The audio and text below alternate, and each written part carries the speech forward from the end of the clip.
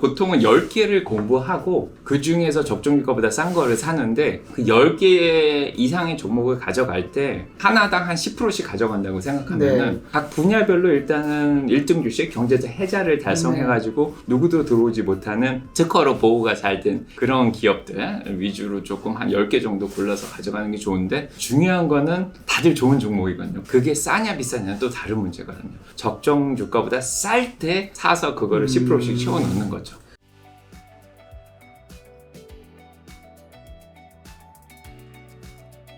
그 사이 미국 주식은 좀 어떠셨나요? 미국 주식이 이제 작년에 10월에 나오고 지금 1년 만에 나오는 건데요. 네. 그동안 많이 오른 것 같아요. 작년 10월부터 굉장히 많이 올랐지 않습니까? 네. 그래서 빅텍 위주로 굉장히 수익이 좋게 나오고 있습니다. 교수님 계좌도 그럼 플러스가 좀 많이 됐겠네요. 네, 굉장히 많이 올랐습니다.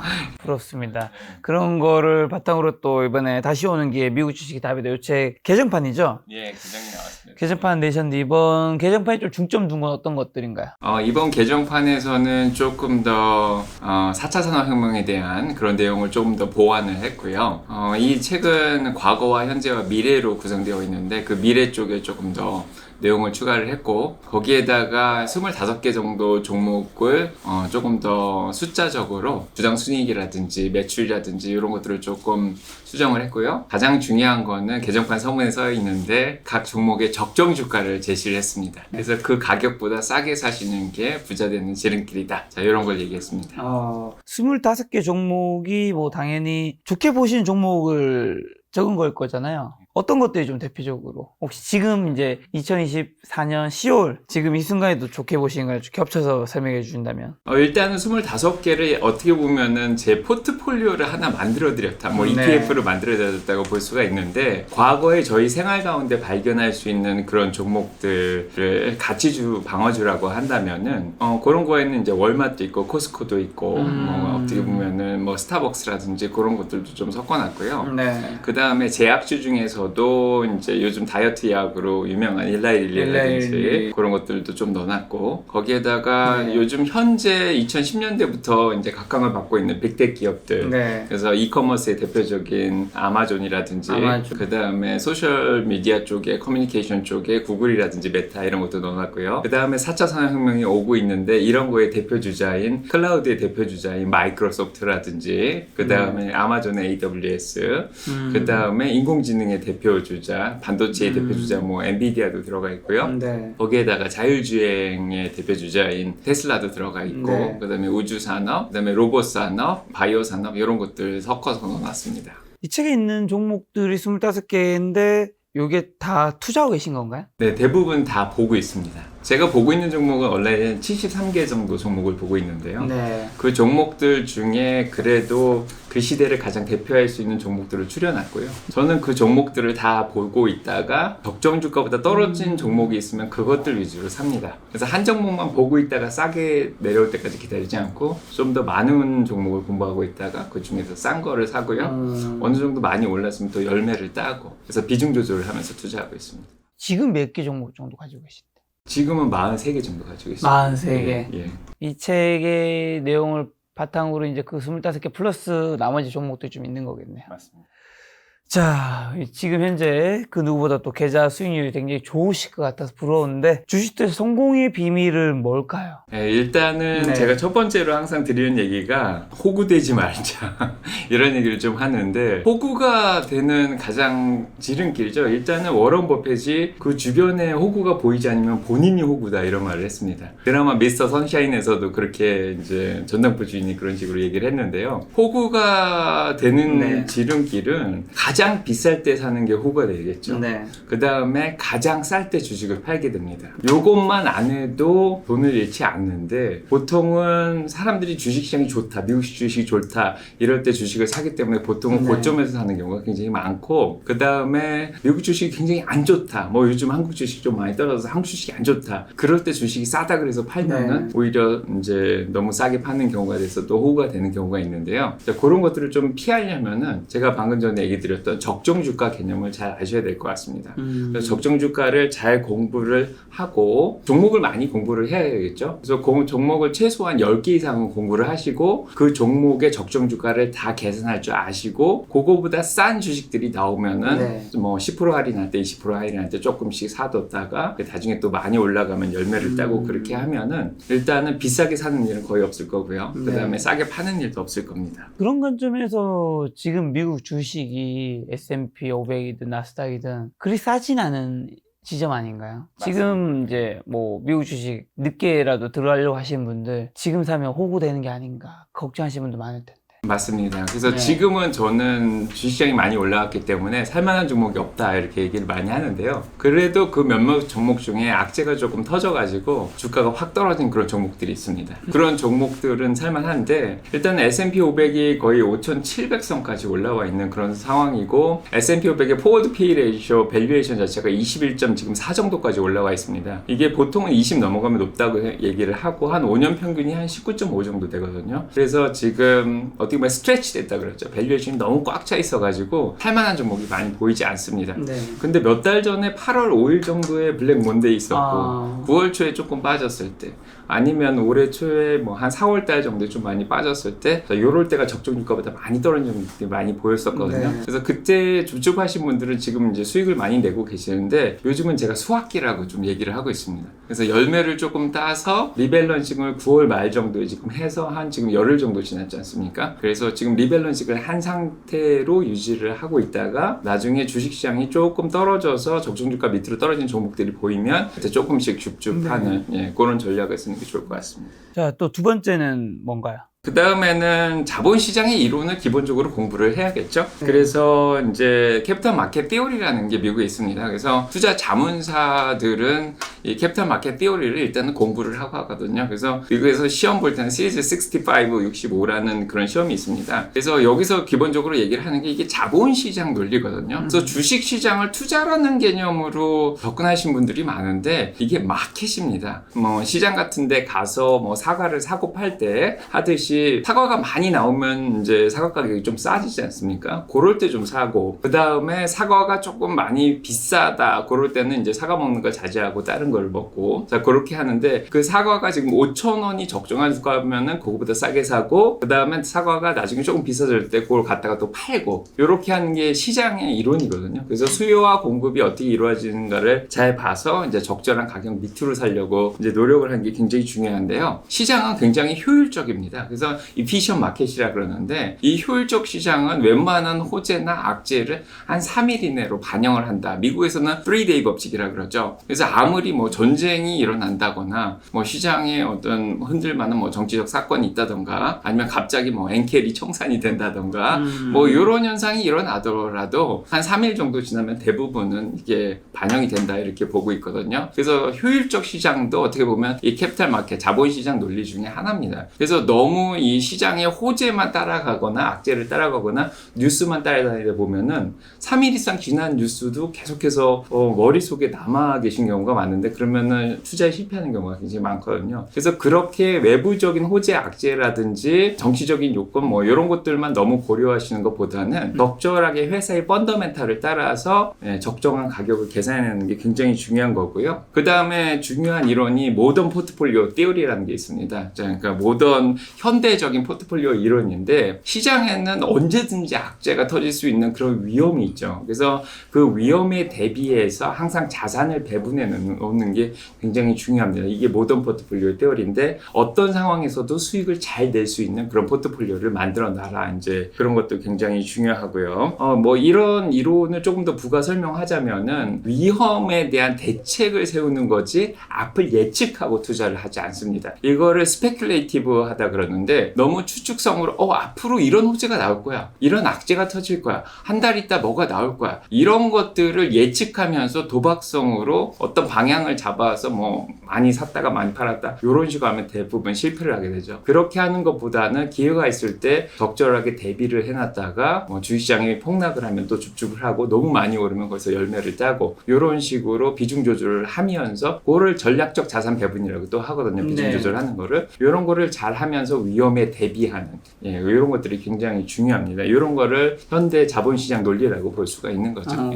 그럼 전략적 자산 배분에서 아까 전에 이제 알파벳도 투자하지만 월마트, 스타벅스, 코스트코, 1112 좀 다양한 업종 투자하시는데 섹터로 좀 자산 배분을 하시나요? 네, 그렇습니다. 그래서 보통은 10개를 공부하고 그 중에서 적정주가보다 싼 거를 사는데 그 10개 이상의 종목을 가져갈 때 하나당 한 10%씩 가져간다고 생각하면은 그거를 이제 탑다운 방식으로 분야별로 좀 가져가는 게 좋죠. 그래서 본인이 테슬라를 10% 가져가겠다고 마음을 먹었으면 테슬라는 이미 전기 자동차면서 에너지 주식이면서 로봇 주식이면서 자율주행까지 다 포함하고 있지 않습니까? 그거랑 겹치지 않는 반도체라든지 뭐 엔비디아를 하나 더 들고 가고 그거랑 겹치지 않는 클라우드 쪽을 하나 더 가져가고 그 다음에 이제 소비재 또 뭐 필수 소비재로 코스코 하나 가져가고 그 다음에 임의 소비재로 뭐 나이키라든지 스타벅스 이런 것도 하나 가져가고 뭐 제약주도 하나 들어가고 이런 식으로 각 분야별로 일단은 1등 주식 경제적 해자를 달성해가지고 누구도 들어오지 못하는 특허로 보호가 잘 된 그런 기업들 위주로 조금 한 10개 정도 골라서 가져가는 게 좋은데 중요한 거는 다들 좋은 종목이거든요. 공부를 많이 하면 할수록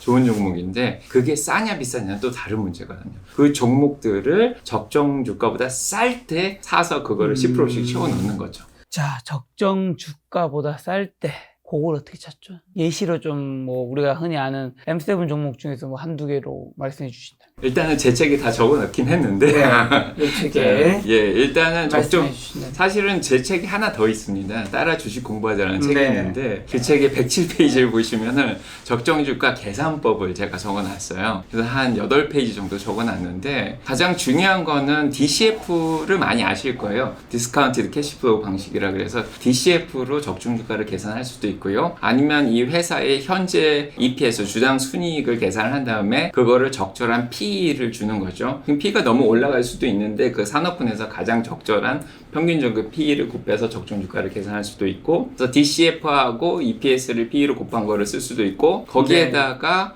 모멘텀까지 약간 고려를 해서 적정주가를 계산을 할 수가 있습니다. 그래서 제 책에는 그 세 개를 고려해서 이제 적어놓긴 했는데 각자 자기 나름대로 적정주가를 계산을 하고 대부분은 정확하게 나올 수는 없습니다. 적정주가가 사과가 5,000원인지 정확하게 알 수는 없고 4,500원에서 5,500원 사이일까 이렇게 약간은 범위를 두고 정리해 놓는 게 좋습니다. 그래서 현재 테슬라 적정주가가 200불이다 이렇게 얘기하는 것보다는 185불에서 216불 사이다. 그렇게 정해놓고 그 적정주가가 왔을 때 그거나 그거보다 싸게 분할해서 한 5번 정도 나눠서 사는 게 중요하죠. 지금 그러면 방금 테슬라 말씀하셨고 테슬라 또 투자를 하시니까 테슬라의 지금 적정 주가는 어느 정도로 보시는데? 지금 방금 얘기 드린 한 200불 정도에서 플러스 마이너스 15불 정도로 지금 보고 있습니다. 사실은 2000년에 테슬라가 S&P 500에 편입될 때 가격이 216불이거든요. 그래서 그때는 인덱스 펀드들이 테슬라를 굉장히 많이 사줬습니다. 근데 인덱스 펀드들은 한 번 사면은 요거를 팔지를 않거든요.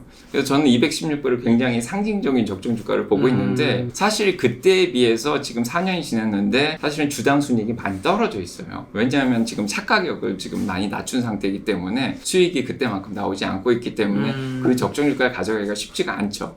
그래도 이제 인덱스 펀드들이 들고 가고 있으니까 216불을 저는 굉장히 지금 기준으로는 굉장히 이제 절대적인 적정주가로 보고 있는데 그래도 주당 순이익을 지금 계산해서 멀티플을 곱해보면 한 200불 정도가 나오는 그런 상황이고요. 조금 더 낮게 보면 185불 정도 이렇게 나오는 상황이고 만약에 그거 외에 이제 다른 방식으로 구하는 방식도 있는데 기관들의 목표 주가를 평균을 내는 적정 주가 방식도 있습니다. 그래서 지금 테슬라를 사자 의견하고 팔자 의견하고 중립 의견이 거의 비슷하게 분포가 되어 있는 그런 상황이거든요. 그 중간값을 보면 한 지금 206불 정도 나오는 지금 상황입니다. 한 3월달 정도만 하더라도 185불 정도였는데 지금 206불 정도 나오기 때문에 한 200불 안팎이 좋은 적정 주가가 아닌가 이런 생각을 하죠. 네. 여기서 궁금한 거는 200불 안팎이 테슬라 지금 적정 주가인데 지금 가지고 계시지 않나요? 지금 테슬라가 한 250불 정도 하지 않나요? 왜 안 파세요? 팔았습니다. 다 팔았나요? 아니요, 그렇게 팔지는 않고요. 전략적 자산 배분 얘기하듯이 저는 테슬라를 10%를 가져갑니다. 전체 자산의 테슬라를 10% 가져가는데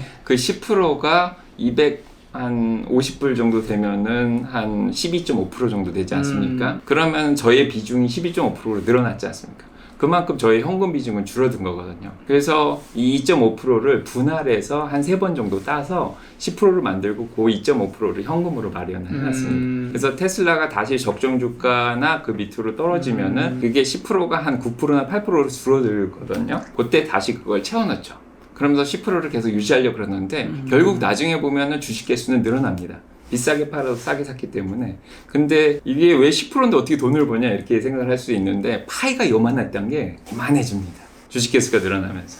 그래서 같은 10%지만은 돈으로 보면 더 커지는 거죠. 그런 식으로 모든 종목들을 전략적으로 자산 배분하면은 네. 예, 결국 복리 효과로 나중에 크게 부채가 되실 겁니다. 자, 또 특히 빅테크 또 많이 투자하시잖아요, 교수님은. 그럼 아까 전에 뭐 다양한 종목 얘기해 주셨는데 애플, 구글, MS, 메타, 아마존, 엔비디아, 테슬라 이 7개 종목이 뭐 한국 사람들이 가장 많이 투자하고 알고 있는 기업이기도 한데 이 중에서는 뭘 좀 손에 꼽아 주신다면? 저는 다 좋아합니다. 다 좋아하시나요? 저는 이거 다 가지고 계신가요? 예, 종목을 73개를 예, 공부를 하고 한 43개 주고 가고 있는데 주린이 분들한테 10개만 가져가라고 하거든요. 그 밑으로 가져가야지 주시장이 크게 변동할 때 빨리빨리 이제 적절하게 자산 배분하고 비중 조절도 하고 리밸런싱도 하고 그런 상황이라서 근데 저 같은 경우에 43개를 들고 가고 있기 때문에 굉장히 많은 종목을 들고 가고 있습니다. 그중에 빅텍은 당연히 들어가고 있고요. 10%보다는 어떤 종목은 한 5%만 가져가고요. 어떤 종목은 1%만 가져가고 이런 식으로 비중을 조절하고 있는 그런 상황입니다. 그런데 중요한 거는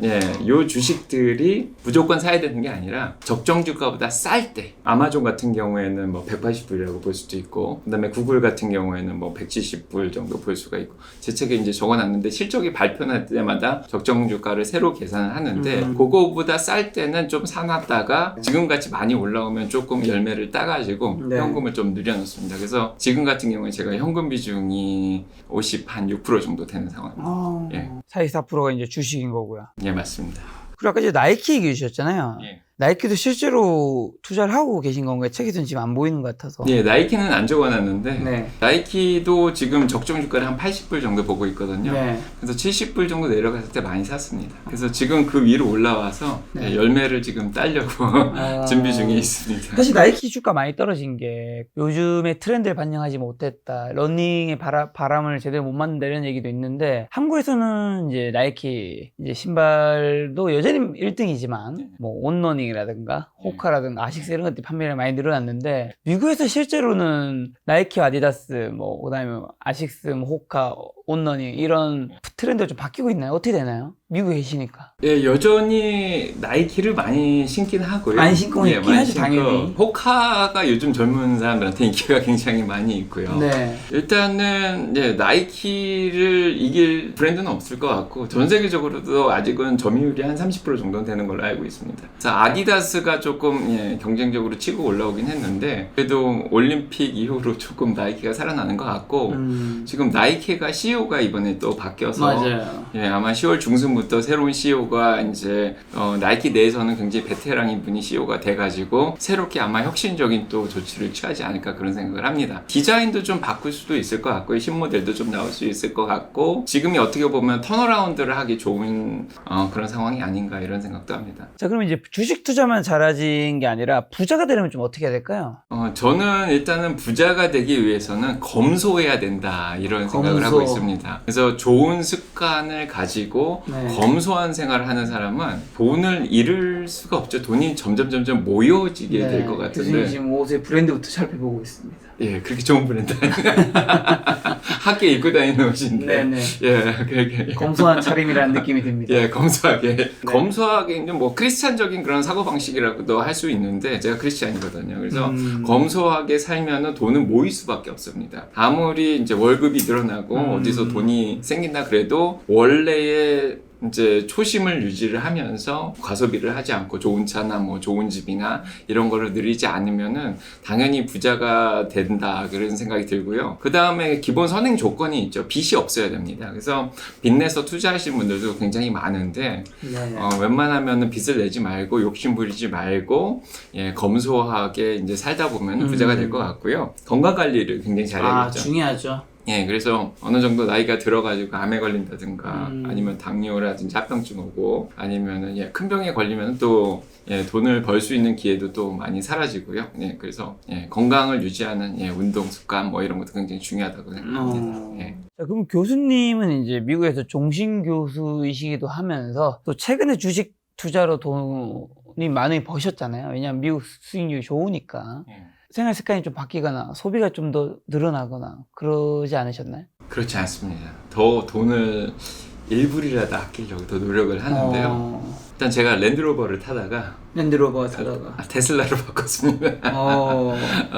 어떻게 보면은 차가격도 조금 싸진 거죠. 왜냐면은 연방에서 $7,500 텍스 크레딧도 주고 거기에다가 주별로 한 4,000불씩 깎아주거든요. 그러면은 2만 불대 후반에서 테슬라를 살 수가 있어요. 아니면 3만 불대 초반으로. 요 가격이면 사실은 토요타 캠리라든지 혼다 어코드 살 돈하고 똑같습니다. 그러니까 굉장히 사치스러운 벤츠나 BMW보다도 더 싸게 살 수가 있는 거죠. 네. 거기에다가 전기차로 바꾸고 났더니 이제 집에서 충전을 하거든요. 제가 충전비로 쓰는 돈이 한 달에 24불 정도밖에 안 됩니다. 24불 예. 240불 예. 옛날에 고급차를 볼 때는 한 달에 한 3,400불 정도씩 썼거든요. 그래서 훨씬 한 10분의 1 밑으로 이제 기름값도 안 들고, 그 다음에 뭐 오일 체인지 할 일도 없고요. 테슬라는 좀 전기차를 무거워서 타이어를 조금 자주 갈아야 되는 그런 거 빼고는 거의 다 유지비가 안 들더라고요. 그래서 생활이 사실은 굉장히 윤택해졌어요. 저는 300불을 세이브를 했기 때문에 300불만큼 스테이크를 사 먹을 수도 있고 식당에 가서 맛있는 거 사 먹을 수 있는데 또 그러고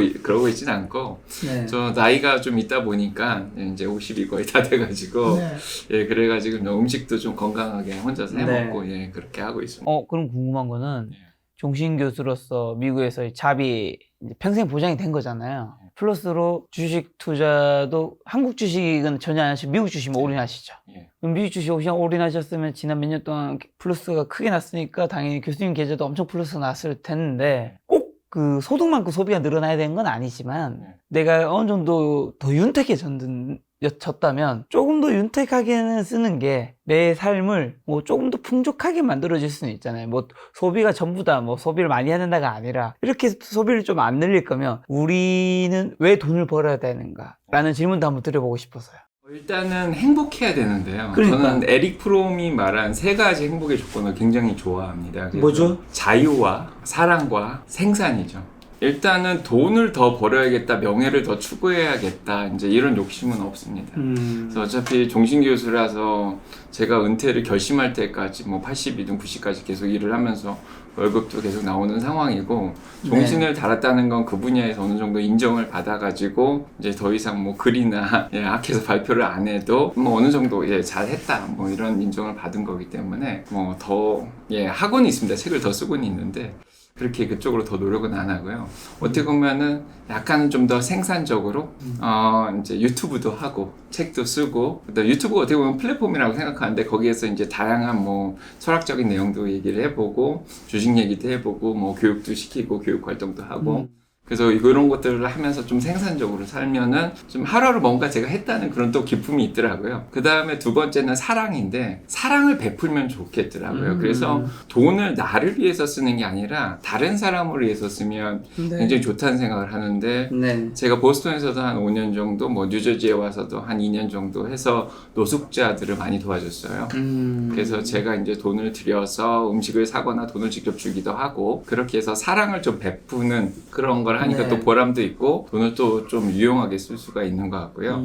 그 다음에 이제 좀 자유롭게 살려고 노력을 하죠. 그래서 일단은 경제적 자유가 또 중요하지 않습니까? 사람들마다 경제적 자유에 대한 정의가 틀릴 것 같아요. 그래서 어떤 사람은 10억만 있어도 나는 부자다 생각할 수가 있고 어떤 사람은 100억이 있어도 부족한 사람이 있고 그래서 그 욕심을 줄여야 되는데 저 같은 경우에는 그냥 제가 살 집이 하나 있고 제가 몰고 다니는 이제 차 하나 있고 어차피 미국은 차가 꼭 필요하니까요. 그거 외에는 뭐 음식도 밖에 나가서 뭐 굳이 먹고 싶은 것도 많이 없고 그냥 건강하게 야채라든지 단백질 위주로 조금 먹으면 체중 조절도 하고 자 그렇게 하고 뭐 나머지들은 일단은 예, 뭐 그냥 사니까 뭐 이렇게 돈이 막 이렇게 필요하고 이런 거 같진 않아요. 부자가 될 수밖에 없는 삶이네요.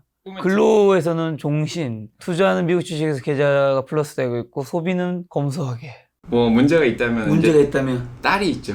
아, 네, 그래서 아직 자녀분이 나이가 8살이에요. 아, 교육비가 많이 나갈 수밖에 없는. 예, 그래서 딸을 위해서 계좌를 하나 만들어서 네. 뭐 테슬라나 애플이나 엔비디아 같은 거를 많이 좀 사놨습니다. 그래서 아. 그게 나중에 커지면은 딸이 대학교 가고 결혼하는 것까지 문제가 없을 정도로 조금 만들어놨죠. 역시 부모님의 사랑. 계좌도 플러스가 나기를 꼭 바라겠습니다.